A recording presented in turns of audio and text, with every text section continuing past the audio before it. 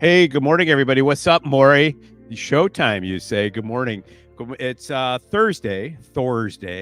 Welcome back to Law and Legitimacy, where we behold a world seemingly at war with itself and with people at war with one another. And such is life. I mean, life, as Thomas Hobbes once said, in the state of nature is nasty, solitary, poor, brutish, and short. We've created civil society, but it's still solitary, brutish, nasty, brutish and short, at least too short from my perspective. Trump lives to see another day in Maine. Good news, I suppose, if you're a Trump supporter. I think it's good news for the Republic in general.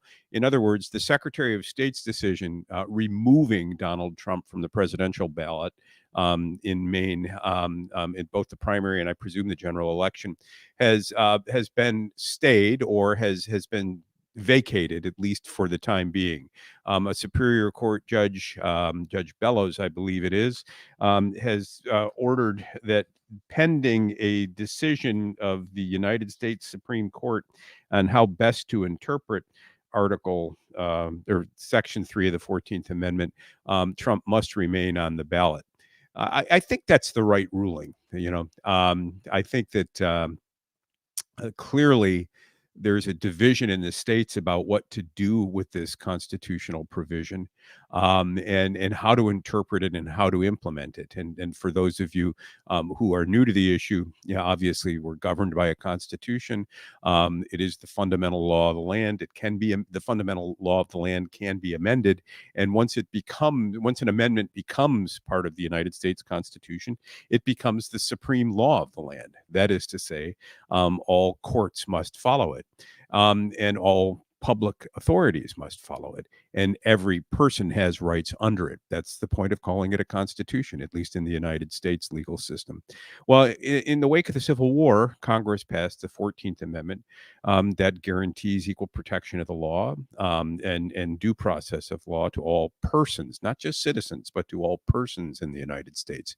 In Section 3 of the 14th Amendment, there's a clause that has not been used much in our history, and it basically says that if a public official swears an oath to protect and uphold and defend the United States Constitution and then engages in insurrection or provides aid and comfort to enemies of the United States, that person will forfeit the right subsequently, that is thereafter, to serve in public office unless I think it's a 2/3 vote of each House of Congress grants him immunity, as it were.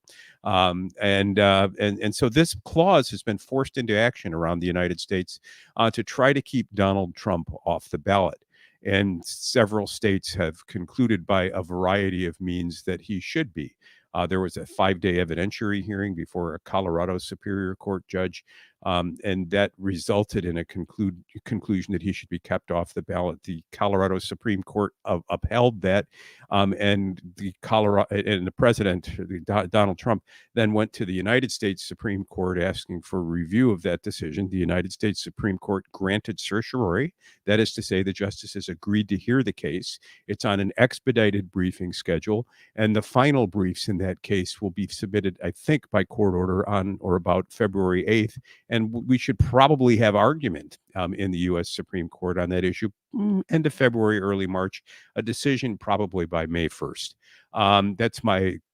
That's our prediction, or my prediction. And yet, as you know, we get them wrong most of the time. When we get them right, we tell you we're geniuses. When we get them wrong, we just say, hey, life is complicated. Give us a break. So in Maine, by contrast, we had a really unusual procedure. A Secretary of State, who's not even a lawyer, much less not even a judge, held informal hearings and solicited public comment on what to do. And she concluded that Trump was an insurrectionist and shouldn't be on the ballot. And it clearly, whatever else the 14th Amendment contemplates. Ma'am, this is a McDonald's. Please pull around. It doesn't make any sense to me. So go ahead. Sorry. No, that's right. But whatever else, this clause means, the rights are momentous. The right to run for public office, the people's right to vote for their candidate of choice, the public official's ability to decide who is not eligible. This requires a Supreme Court decision to clear it up. And there's no telling how the court will resolve that issue. So Maine now has been brought back into the Republic as a result. And my eyes are bad. I can't see that far. Michaela Murphy, a judge in the Superior Court in Maine, has heard the president's application and concluded that at least until the United States Supreme Court acts, Trump is to remain on the ballot. Within 30 days of a final decision by the United States Supreme Court, the Secretary of State will have to act in conformity with that decision. So an interesting day. So a couple of things here. We're looking at the remand. So just the technicalities around this, Norm, I think are important. The conclusion here, what I have on the screen, would lead you to believe that something else happened that didn't. But so, of course, Trump made a couple of motions. He himself motioned to stay these proceedings. And so one might wonder, well, how is it that Trump motioned to stay the proceedings and the proceedings are being stayed, all the while the same court denied his motion to stay? And it's simple.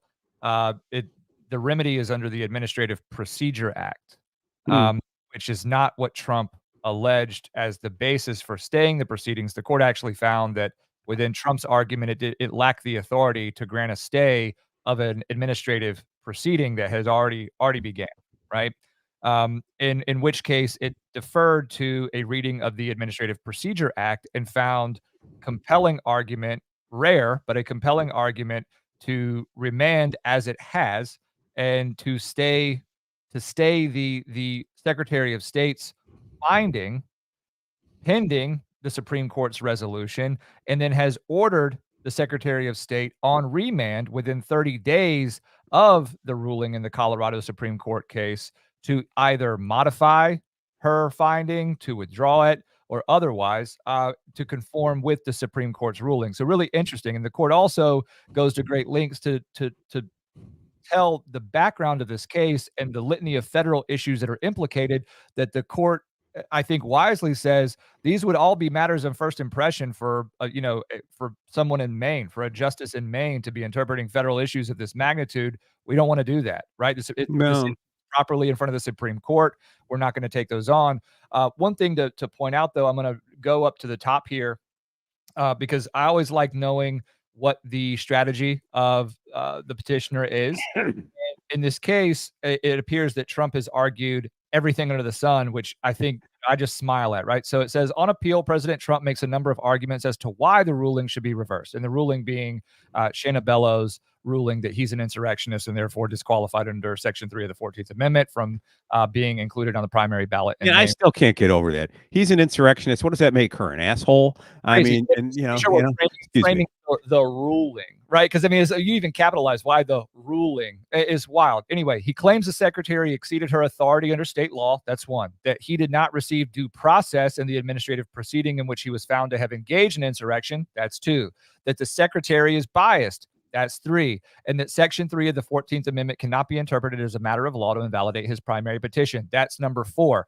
So what the court did is say, hey, we're going to deny your request to supplement the record to help prove your allegations of bias, right? We're also not going to grant your motion to stay this because it's more properly stated under the Administrative Procedure Act. And then it does make a curious ruling down here. And I don't know that it's so curious. It may just be my own ignorance. But Norm, when under number 3 here, it says, with the express agreement of the parties, stays the secretary's ruling pending the issuance of a final decision by the United States Supreme Court and Trump v. Anderson. Does that mean what I think it means on its face, that both Bellows and the Trump campaign have agreed to stay this pending the matter, and perhaps the Administrative Procedure Act isn't really isn't a safe harbor at all for this action? I think that is the only way to read this. I don't know enough about the underlying pleadings or discussions or the court file. But, when a judge says with the express agreement of the parties, it's not exactly an ambiguous term. Right. It So sounds to me does mean like that Bellows Bellows recognized she was way out over her skis and wanted somebody to take her off the course before she crashed into a tree. I think that's right. So maybe optimistic, well, at least satisfied with where this case is, I think, given all that hangs in the balance. I think that this is, some welcome restraint from a justice of superior court there in Maine. Well, let's see what happens. All eyes on the Supreme Court now. This will be a decision, probably one of the most significant decisions in the history of the Republic. I would say that the decision on Section 3 of the 14th Amendment is going to stand out in American history for good or ill, much like the Dred Scott decision did. It's going to be that, and Dred Scott being a decision prior to the Civil War that African Americans are not persons within the meaning of the law and have no rights, using the language of the court, that a white person must adhere to. Obviously, the decision shocked people and helped to polarize the country and created divisions significant enough to result in a 4-year and bloody civil war. I'm not saying that this decision on Trump will produce a civil war, but I think that in a democracy, creating rules that determine eligibility for office in a violent republic and letting violence stand as a way of keeping a person out of office, is troubling. And let's see where that goes.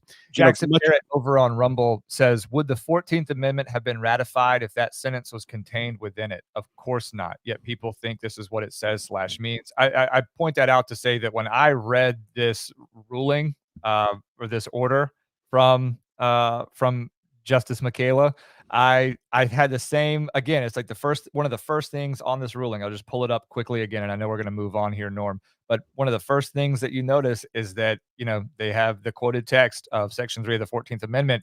And I can't help, Norm, but to think, man, we have a major literacy issue here, or a real issue with ethics and honesty. I mean, no person shall be a senator or representative in Congress or elector of president and vice president, or hold any office, civil, military, under the United States or under any state, who, having previously taken an oath as a member of Congress or as a member of the or as an officer of the United States or as a member of any state legislature, blah, blah, blah, blah, blah. It's like, man, it doesn't seem as though, I think, Jackson, to your point, thinking about what would have passed muster with the framers and with those who ratified these various amendments, whether it would have been included. I think that's right.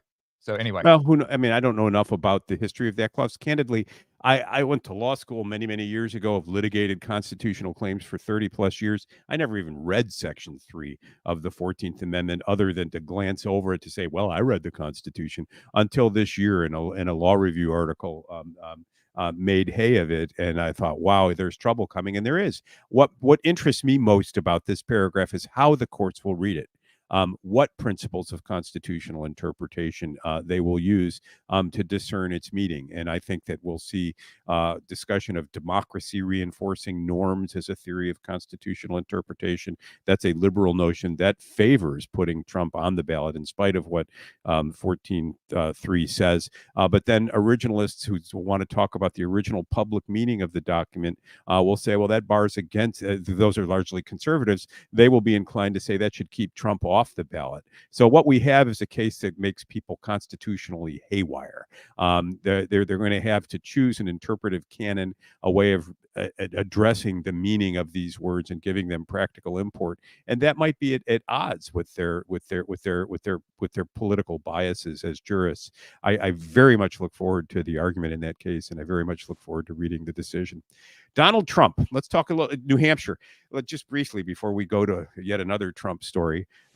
Mirror, mirror on the wall, who's the hottest of them all? That might be one of Trump's lawyers, but we'll talk about her in a moment and ask for her phone number. So Trump on a tear in New England. If the poll is to believe, and it's a major poll, I don't recall who did it, Trump's got a 16-point lead in the New Hampshire primaries. days before the votes are to take place. They're scheduled for the 23rd, which I believe is next Tuesday. This is a sort of Nikki Haley's last stand moment, although I don't think she'll ever really leave the race. She was hoping to stick it to the Donald there, and it suggests, at least the result of this poll, that she's got an uphill fight. Vivek has been calling for DeSantis and Haley to step out of the race, and has won kudos within the Trump camp, even praise from Laura Loomer, which is hard to come by these days, for calling for this. But I suspect that Haley and DeSantis will be bitter enders. That they're playing the long game, and that is something's going to happen to Trump along the way. He's going to age out, get ruled out, or maybe check out, and that come 2024, November of 2024, the Republicans are going to need someone.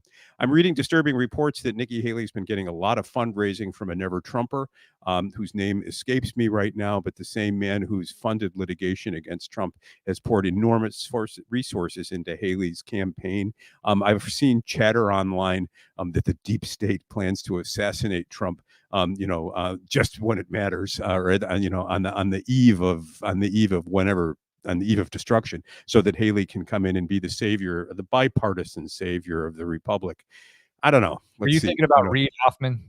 Reid Hoffman, thank you. I'm horrible with names. He's also the founder of LinkedIn. Yeah. So, I also saw something that DeSantis has been laying off. The Never Back Down PAC has been laying off quite a few people in the last several hours. Well, these things happen. So, I mean, never back down. But you know what? If you can't pay people, you got no choice. Let's nerd out for a while and talk about what's going on in a Manhattan courtroom. Alina Habba, Donald Trump found her in a suburban, I think, New Jersey strip mall where she was a solo practitioner, and said, "Would you be my neighbor?" Now, she's now trying cases for him, including facing Jean Carroll in the next defamation lawsuit. And Mike and I were chuckling earlier this morning. Donald has an eye for drama. He has an eye for creating a stage. He has an eye for creating a spectacle.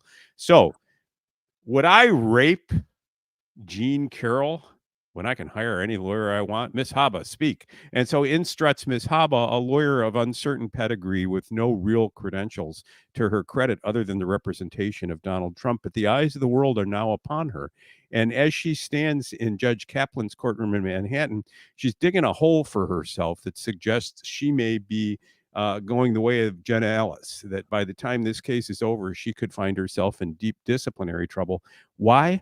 Because she doesn't know how to behave in a courtroom. And so I'm going to nerd out a little bit. Those of you who don't try cases, or those of you who try cases for a living, will know most of this, but some of you won't know all of it. Those of you who aren't trial lawyers might think, what does any of this matter? Let me tell you why. I can certainly promise you that if evidentiary foundations were introduced in the manner and in the context of this Salon article, I perhaps would have engaged with it a little more actively during law school. I'll just put that out there. Well, evidentiary foundations are important. The law is in the United States. Cases are controversies. People go to court. They assert a claim. They assert a claim against a person or entity, and typically they have lawyers. And it is the responsibility of those lawyers to marshal the evidence in support of their clients' respective claims, and present them to the fact finder, whether judge or jury. And a judge or jury finds the facts and then applies the law, and we pretend that justice is the result. It's fantasy land construction, but there's no better way to resolve disputes, I think. I certainly don't want to involve astral projections, reading the entrails of chickens, following the migratory patterns of birds, or paying off bureaucrats to make decisions. We have an adversarial system, and it depends upon the integrity of the participants and their ability to behave within the norms of certain rules. And among those rules are the rules of evidence. The rules of evidence, at least in the United States, are for the federal system created by act of Congress, and they are the Federal Evidence Code, the Federal Rules of Evidence, and in the various states enact their own evidence codes. And what the law of evidence is that body of principles that judges have determined makes facts reliable enough to be, or makes allegations of fact reliable enough to go to a jury. And so, the famous example that everybody knows is hearsay. A hearsay is an out-of-court statement used to prove the truth of the matter asserted. Huh? You non-lawyers are saying, can you repeat that slowly? I could, but it still would be gibberish. Right An now. out-of-court statement moved to prove the truth of the matter asserted. In other words, a witness who comes into court can testify about their percipient observations, what they saw, what they heard, and in some cases, what they tasted, what they smelled, what they felt. It's percipient. It arises from the senses. If in some cases, I can repeat in court under oath what somebody said. If they're a party to the lawsuit, it might be a so-called admission of a party opponent. The rules of evidence matter, and the rules of how you present a piece of evidence, how you lay a foundation to introduce a piece of evidence into court matter. This woman, what's her last name again? Haba. She appears not to know them. And so she in Judge Carroll's court, there's a rule. So if in a civil proceeding, I might take a deposition of a witness and then call that witness at trial. If the witness in the deposition said the car was black and at trial they want to say the car is white, I can impeach the witness. That is, I can confront the witness with their having described the car in a different way on a different date. And then say to the jury, you can't believe what they said in court because on another occasion they said something differently. The rules for impeachment by use of prior testimony require that you alert the court and counsel in almost every courtroom in the United States. You alert the court and counsel to the page and line number of the deposition that you're using to impeach somebody with, and then you show the witness that, and then you say, isn't it true, ma'am, that on January 1st, 2023, you said the opposite of what you're saying here? Didn't you say that? Yes or no? And that's how you do that. And there's not a lot of room for debate about that among lawyers of ordinary skill and training. Well, Haba's walking into court and she's just like screaming at people. You didn't say that in your deposition. And the judge is like, line and page, please. And she's fighting with the judge. And the judge is telling her, young lady, we're going to do it my way in this courtroom. And it's not really the judge being willful in this case or expressing an anti-Trump bias. He's trying to impose order on a contentious adversarial process. And so this business of knowing the law, knowing the rules, laying a foundation is significant. Another fault that the judge has with Ms. Haba is, there were motions in limine, motions before the case began, motions at the threshold. It's motions in limine, Limine, that kept certain things out of evidence or required the judge's permission to introduce certain things. Haba's just blurting those out in defiance of court orders. She appears not to know the rules of evidence. She appears not to know the rules of civil procedure, and she's drawing the ire of the judge now. Now, of course, Trump is going to claim, the judge is picking on her because of her bias, and they're stacked against me. No, Donald, you picked a beauty queen to do the hard work of trying a case, and there are beautiful beauty queens who can do that. It's just not clear that this young woman can, and I worry about her. Because she's been plucked from obscurity. She's on a ride to the top. And does anybody really believe that Donald Trump won't throw her away like a used condom when he's had his way with her, which is to get in Jean Carroll's way? So, memo to Ms. Haba, pay attention to the rules. Fighting with a judge, defying a judge is an art form. I've certainly learned that in the course of my career. In the Alex Jones case, I had many tangles with the judge.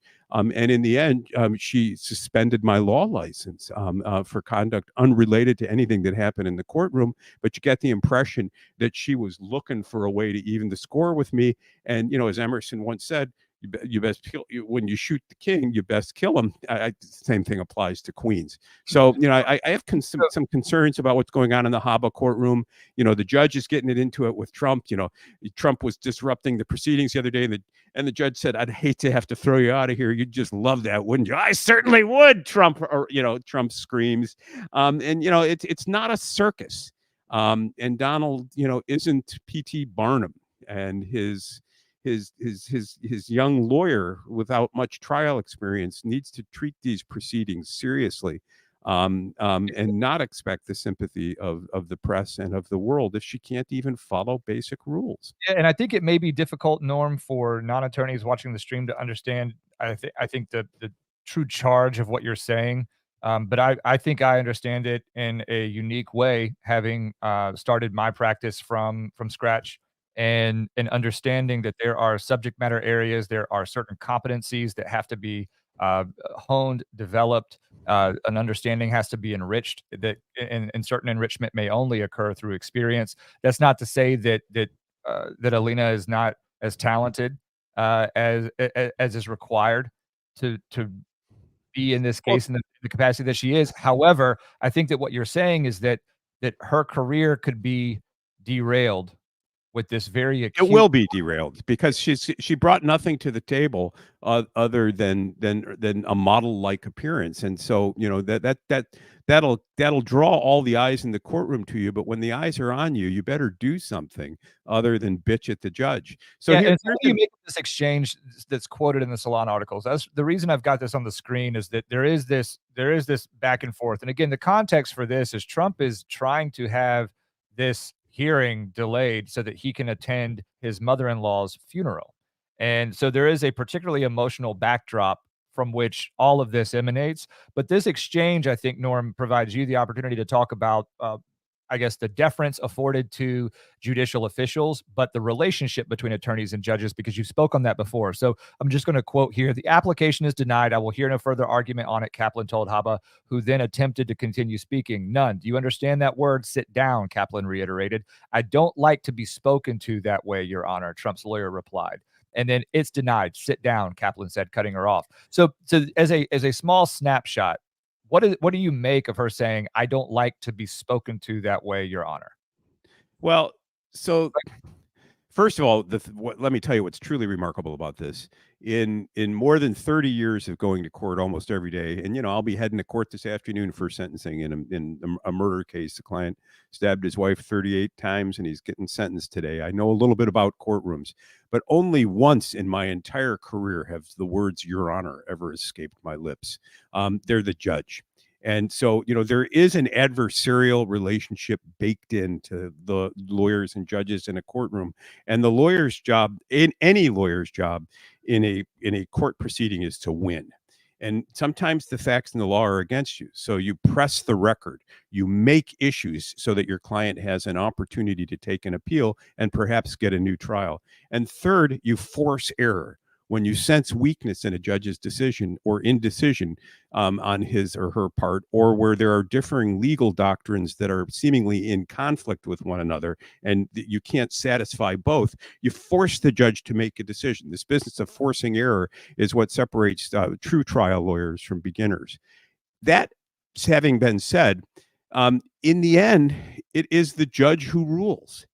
And you know what? I don't like a lot of the rulings that judges make, and I'm not going to pretend that I do. But and I have respect for the robe, for the judiciary as an institution, even if I don't have respect for all who wear it. But on behalf of your client, you have to show respect to both the institution and the person who wears it in the room. So the application is denied. I will hear no further argument. I'd be fuming, Judge. I'd ask you to reconsider. Do you understand? The application. Now she intended to keep speaking. I don't know what had reconsider. That motion is denied. Please, Judge, do you understand that word? Sit down. At that moment, a lawyer who says, "I don't like being spoken to in that way, Your Honor," is begging for a slapping. I don't really care. If I were the judge, I'd say, "We're not here to evaluate your feelings. We're here to evaluate your effectiveness on behalf of your client. And if you can't get your feelings under control in this case, Ms. Haba, find another profession." because I think that making it personal and trying to become the star of her own show, her own reality TV drama, just doesn't work. And I think she's inviting the judge's scorn, and she earned it in that case. And Yeah, that's why I was hoping you were going to go that direction with it. Certainly, I wouldn't expect it if faced with a judge that said something similar to me during my advocacy for a client, as zealous as it may be, and as contentious as the air may be. I don't know that I would ever. I don't like to be spoken to that way, Your Honor. Can you imagine saying that? I I can, unfortunately. I mean, I've muttered things under my breath that, if I was held in contempt and incarcerated for all the things I've muttered under my breath in a courtroom, I'd be doing life at Leavenworth times 6. I mean, I guess my point is, it's not about me. It's about the client. The client's the main event. I don't like being. Who cares what you like? Who cares what you like?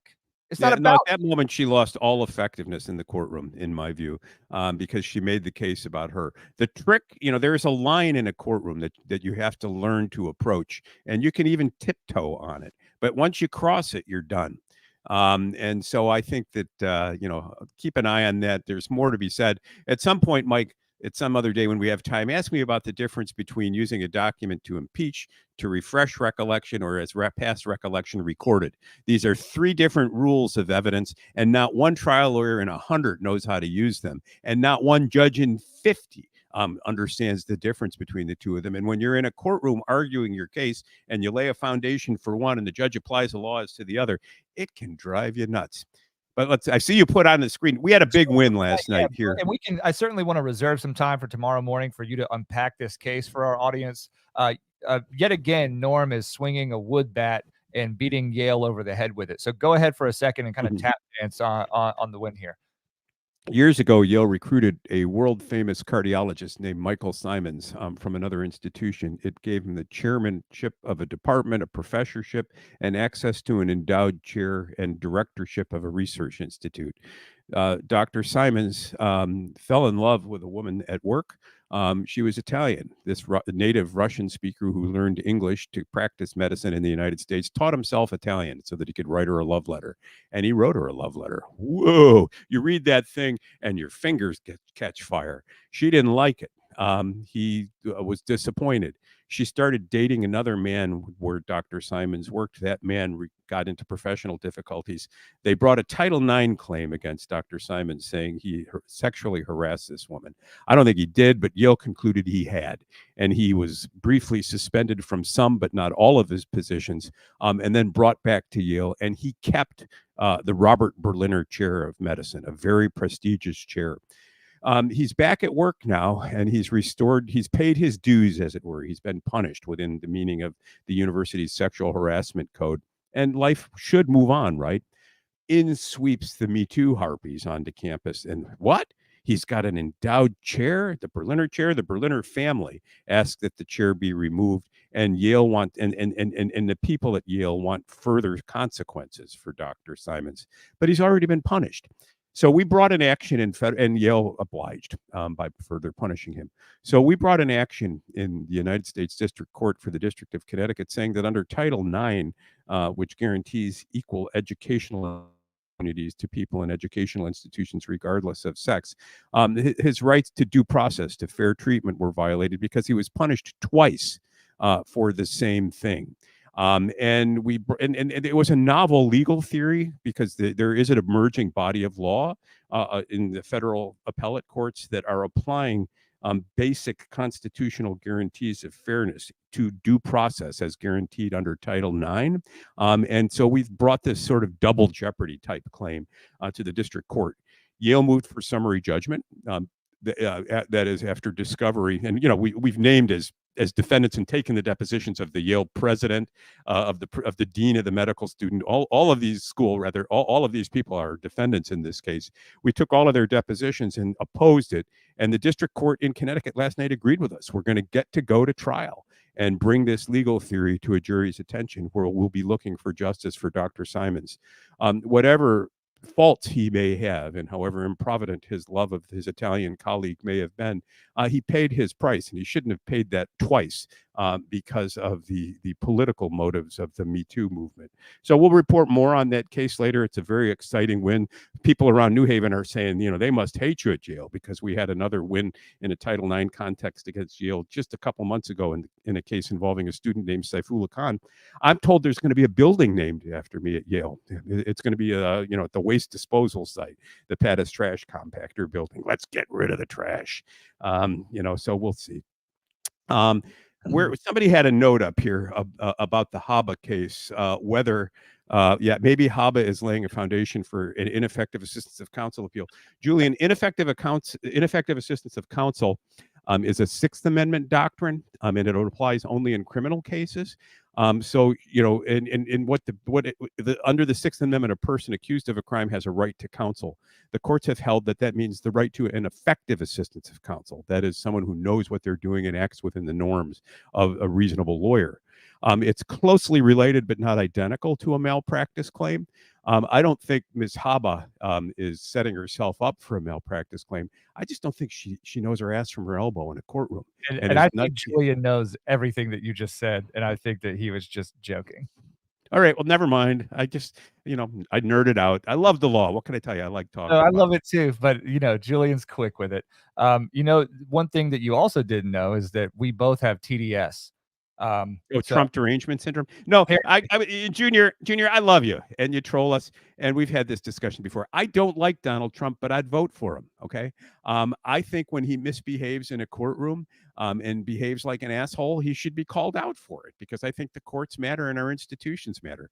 Having said that, he's my kind of asshole, and if I had to walk into a polling place right now and pull a lever, I'd vote for Trump. But don't make me like him. And don't make me pretend to endorse his juvenilia inside the courts. Courts are a place where serious, life-changing disputes get resolved, and they're supposed to be resolved according to principle and according to the rule of law. Donald Trump doesn't have a lot of respect for them, and therefore I don't have a lot of respect for Donald Trump. Having said that, Trump 2024. Look, well, I mean, and I, on the other hand, would accept a dinner invitation that Norm would RSVP no to. So, look, the problem with this is, these projections of TDS are fruitless. They're tireless, and I understand that any sort of criticism of the candidate that you are hoping and know is right for this election, as Norm has already said, is interpreted in a way that we can't control. But the problem with saying that there's sort of this emotional backing or Trump derangement syndrome is in and of itself, I guess, incomplete, because at a certain point, if zero criticism or any engagement with the merits or the technicalities underlying any of the issues that surround or in Trump's orbit mean that someone making a point that might not put him in the best light is I guess, against Trump is a false binary, right? Yeah, so anyway, my lord, you're saying, Mike, could you please clarify? Junior, stop, get your head out of TikTok. Okay. This is the sort of reasoning that we were complaining about with the anti-boomers and this is why I'm thankful. Piece. Look, I think this is why I have been thankful for Vivek as well, because it has given a different vector by which to assess the sincerity of those who are Trump supporters versus those who are reactionary to what is going on the left, and also to call and hold accountable people on the political right, the populist right, who are not open to understanding that there may be a larger whole, that one and one can make three within the political framework we're dealing in. I get it. Vivek was never going to be president in 2024. But it's interesting, and I've talked about this before, that Vivek, I guess, shone a light on this big void. And that is this imagined criticism of him as being untrustworthy, et cetera, because of his competence, because of how well that he, handles himself. He was too well-spoken, et cetera, et cetera, et cetera. Not known that well, whatever. But here we have it. Nobody is talking at all now about where Vivek is. And where is he? Where is he? He's got a seat at the table, Mabel. Okay. So all I'm saying is that the TDS stuff needs to be well-defined. If you're going to use it, define it for us. Let's agree on a definition here on Law and Legitimacy so that we can use it as a term of art and hold each other accountable in the way that would make sense. Otherwise, it's stupid. Okay. And let me just address one last comment of Junior's. I hadn't seen it before. Treat the proceedings. We're referring to the Jean Carroll seriously. Seriously, Norm. This case should never have reached a courtroom. You don't understand that, Norm. Wow. What I don't understand, Junior, is I think I understand courts well enough, and I think I understand what it takes to bring a case and make a case. If there are disputes of fact such that a person wants to submit them to a jury, our courts are open to everyone. Jean Carroll, you, me, Donald Trump. Once you get a case in court, you show respect for the institution, even if it is a form of lawfare. The best way to beat lawfare is to beat it on its own terms, not to try to ridicule the proceedings, which undermines respect for the law and leads comments like this, Junior. Don't love the man so much that you accuse people who criticize him of Trump derangement syndrome. Who's the deranged one? Don't get your head so far up Donald Trump's ass that when he farts, you need preparation H to clean your ears. Let's see. Over on Rumble, not to neglect Rumble, because there's plenty of people over here. Trump is known for bad HR decisions, etc. Look, I think that there's so much to appreciate and be thankful for with respect to Trump. And like I said, I think that Norm and I probably have differing views on the man. We certainly depart in those departments, and that's fine. But it doesn't stop us from engaging seriously, incredibly, with the issues to the best that we can, and with the limited time that we allow ourselves to do this. But ultimately, I think that where we are now, I haven't been as optimistic with where the this political movement is in quite some time, and I think we have a lot to thank the Iowa caucuses for in that regard. Anyway. We've got TDS is a legitimate, recognized mental disorder. Just watch how the Trump haters because utterly unhinged and lose all self-respect. Junior, think critically about it and come up with an objective standard by which we can judge TDS. Okay, that's what I'm saying. Let's make it a term of art. Let's work together. I'll try as well. That's my promise. I will too, and I love the fact that people get so upset about Donald Trump, and that is a phenomena. I just think that TDS is an easy rhetorical device that obscures more than it reveals. Let's be serious about the world we live in, because you know what? As entertaining as the politics and lawfare is, the fact of the matter is, when you get out of bed tomorrow morning and get on the road, you want roads that are safe to travel on, food that's safe to eat, in a society that you want to live in, and that's what we need to be focusing on, not the eye candy in these debates. Hey, Mike, did we just talk our way through another 41 minutes and 3 seconds of everyone's lives? We did. I don't know how we do it, but we did. You can find us here on YouTube, X, at LawPod Daily on both of those platforms. Not sure what's going on with Rumble. I want the best for us from Rumble, but Rumble is not giving us any view counts on our videos now that we're using a static stream key, nor are we getting any more subscribers since using the static stream key. So it made our lives easier and more efficient in terms of, joining the rest of the modernized world in allowing us to stream to multiple from one platform to multiple venues. But for whatever reason now it just, doesn't care to aggregate any data for us or for the audience. So just make sure to put a thumbs up on it if you're over on Rumble. Obviously some of the most active chat is over on Rumble, so that's why I want the best for us.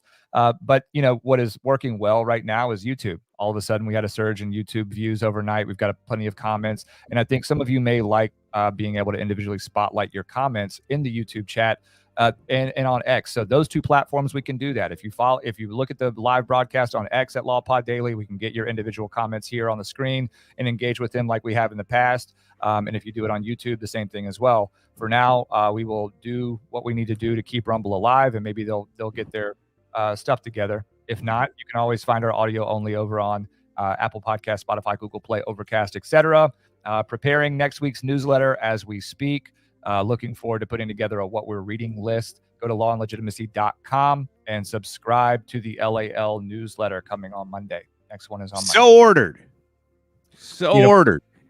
All right. See you tomorrow, everyone. Be well. Stay safe. Stay warm. All right.